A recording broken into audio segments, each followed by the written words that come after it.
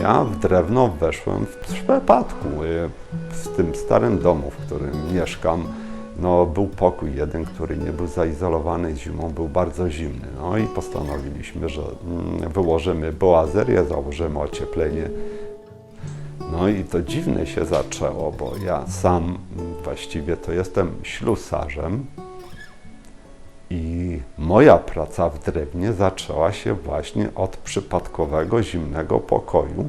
No i żony, która mnie podpuściła, wjechała na moje ambicje.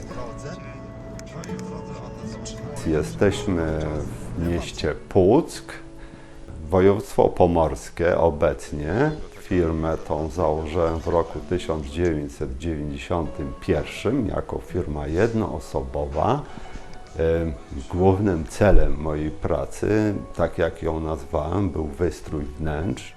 Przypadek sprawił to, że zostałem poproszony o wzięcie udziału w programie London Eye. Był to program unijny, który był realizowany na terenie Stoczni Gdyńskiej i Gdańskiej, a na celu było budowa elektrowni wiatrowych na Morzu Północnym. No, szok niesamowity, no, przerażenie w pewnym momencie, potem uspokojenie, no i pełne adrenaliny działanie, żeby zrealizować coś, co w rzeczywistości chciałem, no ale było to dla mnie trudne ze względów chociażby finansowych. Doinwestowanie było konieczne w urządzenia, bo te, które miałem, no nie były wystarczające i właśnie tutaj jest pomysł zakupu traka LT20. Jest ona naprawdę maszyną bardzo kompaktową, właściwie jest to trak kieszonkowy. Według mnie ma bardzo dużo zalet. Ze względu na swoje gabaryty, wagę, mógł być używany nawet na terenie stoczni, a nawet na pokładzie statku, na którym był montowany. Po skończeniu tego programu trak pozostał, no i stał się kołem napędowym, może nawet nie częściowej, a całkowitej zmianie profilu działania. W tym roku realizowałem budowę pokładu dębowego na statku, który w tej chwili buduje wiadukty na Madagaskarze.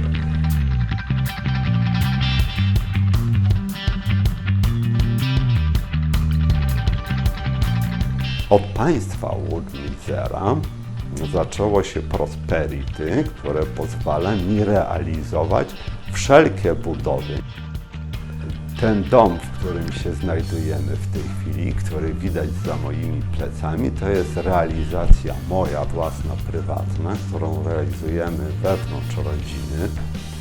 Jest to inwestycja, która została spowodowana właśnie rozwojem mojej firmy. Ma to być moje mieszkanie i żony, ewentualnie wnuków, których jeszcze nie mam, a mógłbym mieć.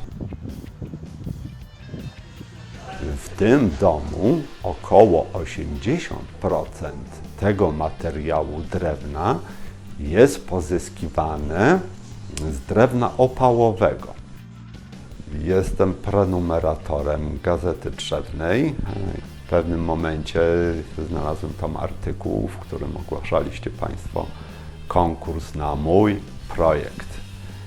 No i syn telefonem zrobił zdjęcia, opisał i wysłał do Państwa i w ten sposób znalazłem się na liście kandydatów do Państwa nagrody i uznania. Pierwsze miejsce zajął domek na drewnie, drugie miejsce zająłem ja, no proszę sobie wyobrazić, duma, zadowolenie. To pewnie, że jest satysfakcjonujące, no bo jednak to, co robię, no się podoba też i innym, nie tylko mnie. Mam nadzieję, że nie jestem człowiekiem nudnym prywatnie. Bardzo lubię historię, psychologia, zachowanie się, skąd się bierze takie, a nie inne podejście do życia, do zachowania. Pozwala mi to na optymistyczne patrzenie się na życie i daje perspektywę.